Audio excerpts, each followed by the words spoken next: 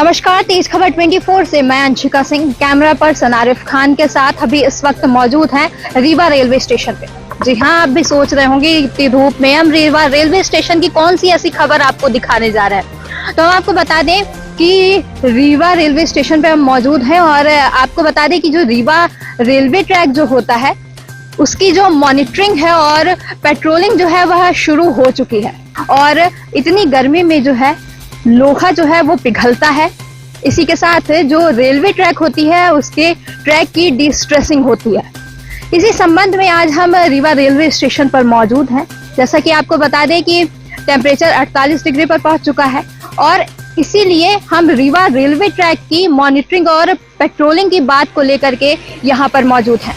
क्योंकि जैसा कि आप सभी जानते हैं कि गर्मी में सड़क फटने तक की खबर आती है, तो इसी के साथ हम अपने विस्तृत जानकारी आपको बताएंगे कि क्या ऐसा प्रभाव जो है वह रेलवे ट्रैक पर भी पड़ता है।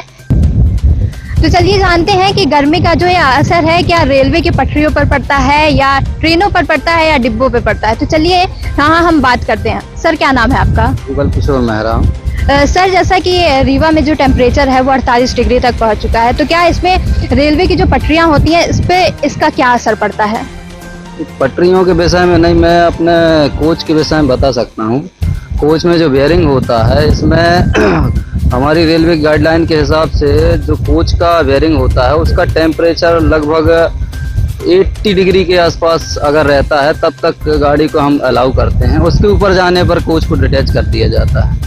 और मालगाड़ी की अगर बात करते हैं तो मालगाड़ी में 90 डिग्री के अगर ऊपर जाता है बेयरिंग का टेम्परेचर तो हम उसको अलाउ नहीं करते हैं। तो उस कंडीशन में भी हम उसको डिटैच कर देते हैं, सर्विस में नहीं देते हैं। सर, जैसा कि मान लीजिए अगर बहुत ज़रूरी है जाना और टेम्परेचर बढ़ चुका है तो फिर क्या इससे कोई ऐसी दुर्घटना भी हो सकती है? टेम्परेचर बढ़ गया है और रेलगाड़ी जो है वो अपने ट्रैक पर दौड़ रही हो। नहीं, बिल्कुल हो सकता है। इसी हिसाब से तो ये गाइडलाइन बनाई गई है कि अगर इतना टेम्परेचर अगर आता है तो बेयरिंग सीज हो सकता है, हॉट एक्सल हो सकता है। उस कंडीशन में अपन गाड़ी को अलाउ करेंगे ही नहीं, डिटैच कर देंगे। उसके लिए फिर अपन दूसरा कोच अगर अवेलेबल है तो ठीक है, नहीं तो दूसरा कोच बाहर से बुलवाएंगे, आसपास का जो बड़ा स्टेशन है वहाँ से बुलवाएंगे। और इस तरह की गर्मी जैसे पड़ रही है तो और किस तरह से आप लोग इसको सुरक्षा करते हैं? किस तरह से जो दुर्घटनाएं होती हैं उसको किस तरह से रोकते हैं? रोकने के लिए तो ये जो भी अपन टेम्परेचर लेता है स्टाफ, वो सुरक्षा की दृष्टि से ही लेते हैं। अगर उससे ऊपर जाता है तो बिल्कुल उसको डिटैच किया जाता है और उसके लिए बराबर ये एक HAVD लगा दिया गया है। ये ऑटोमेटिक ही टेम्परेचर ले लेता है, उसके साथ अपन मैनुअल टेम्परेचर भी लेते हैं। तो क्या ये टेम्परेचर पटरी का या फिर ये ट्रेन का टेम्परेचर लेते हैं? ये ट्रेन के जो बेयरिंग लगे हुए हैं एक्सल में उसका टेम्परेचर काउंट करता है।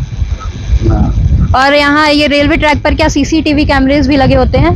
रेलवे ट्रैक पर नहीं, ये हमारा रोलिंग पॉइंट है जहाँ गाड़ियाँ जब एंटर होती है प्लेटफॉर्म पर उस समय ये हमारे विभाग द्वारा लगाया गया कैमरा है जो कि मॉनिटरिंग करता है कोच का, अंडर गियर से लेके एक्सल से लेके साइड में। अगर ये बाहर दिख रहे हैं आपको ये कैमरे, ये टाइम भी बताते कि गाड़ी कितने बजे आ रही है।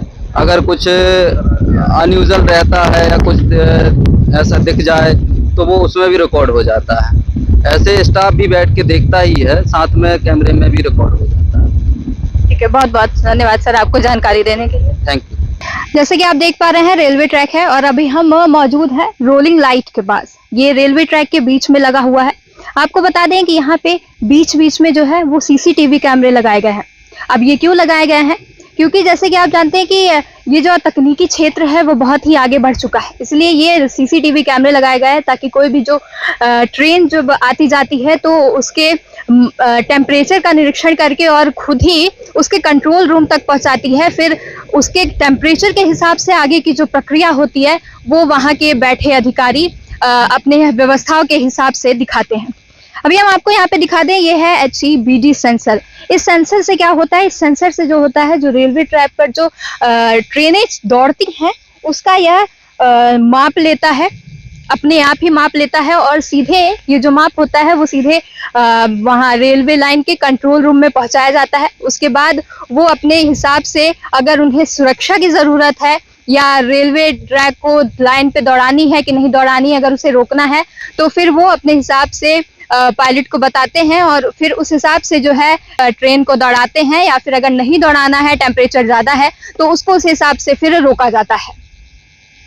इस खबर को आप तक पहुंचाने और दिखाने का सिर्फ हमारा एक ही मकसद है कि हम आपको बता सकें कि रेलवे के जो सुरक्षा कर्मी हैं वो किस तरह से इस ट्रेनों को दौड़ाने के लिए किस प्रकार से सजग रहते हैं, किस प्रकार से उनकी व्यवस्थाएं होती है, इस घर में किस प्रकार की समस्याएं आती हैं और उनका निराकरण वर्ग कैसे करते हैं। तो इसी के साथ मैं अंशिका सिंह, कैमरा पर्सन आरिफ खान के साथ विदा लेती हूँ। अगली बार फिर ऐसी ही कुछ खबरों के साथ आपके सामने आएंगे।